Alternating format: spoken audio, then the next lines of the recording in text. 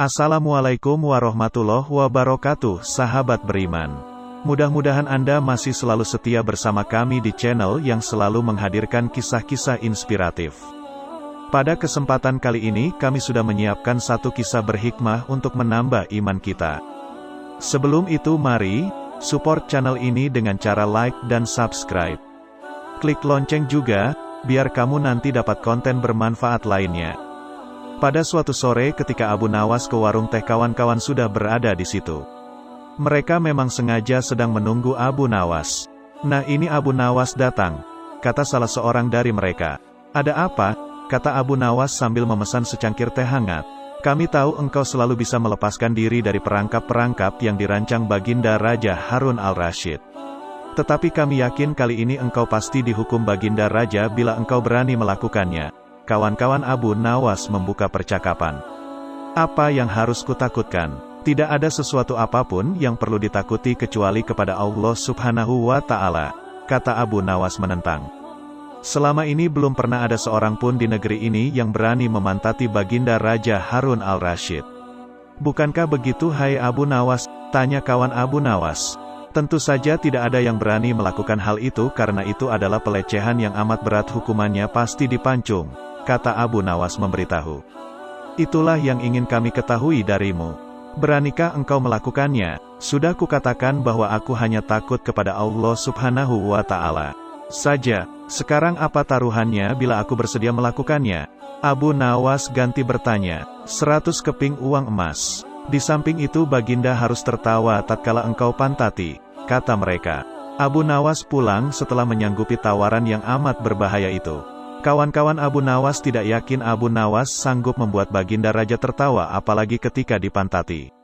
Kayaknya kali ini Abu Nawas harus berhadapan dengan algojo pemenggal kepala. Minggu depan Baginda Raja Harun al-Rasyid akan mengadakan jamuan kenegaraan. Para menteri, pegawai istana dan orang-orang dekat Baginda diundang, termasuk Abu Nawas. Abu Nawas merasa hari-hari berlalu dengan cepat karena ia harus menciptakan jalan keluar yang paling aman bagi keselamatan lehernya dari pedang algojo. Tetapi bagi kawan-kawan Abu Nawas hari-hari terasa amat panjang, karena mereka tak sabar menunggu pertaruhan yang amat mendebarkan itu. Persiapan-persiapan di halaman istana sudah dimulai. Baginda Raja menginginkan perjamuan nanti meriah karena Baginda juga mengundang raja-raja dari negeri sahabat. Ketika hari yang dijanjikan tiba, semua tamu sudah datang kecuali Abu Nawas. Kawan-kawan Abu Nawas yang menyaksikan dari jauh merasa kecewa karena Abu Nawas tidak hadir. Namun ternyata mereka keliru. Abu Nawas bukannya tidak datang tetapi terlambat sehingga Abu Nawas duduk di tempat yang paling belakang. Ceramah-ceramah yang mengesankan mulai disampaikan oleh para ahli pidato. Dan tibalah giliran Baginda Raja Harun al-Rasyid menyampaikan pidatonya. Seusai menyampaikan pidato, Baginda melihat Abu Nawas duduk sendirian di tempat yang tidak ada karpetnya. Karena merasa heran, Baginda bertanya, "Mengapa engkau tidak duduk di atas karpet?" "Paduka yang mulia, hamba haturkan terima kasih atas perhatian Baginda.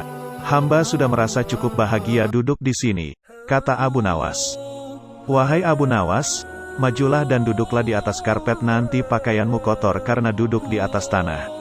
Baginda Raja menyarankan, "Ampun tuanku yang mulia, sebenarnya hamba ini sudah duduk di atas karpet."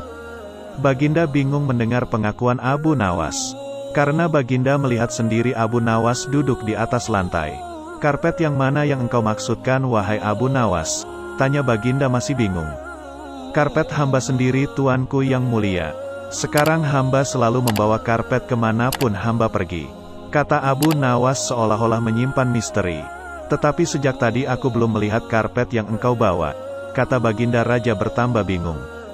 "Baiklah Baginda yang mulia, kalau memang ingin tahu maka dengan senang hati hamba akan menunjukkan kepada Paduka yang mulia," kata Abu Nawas sambil beringsut-ringsut ke depan.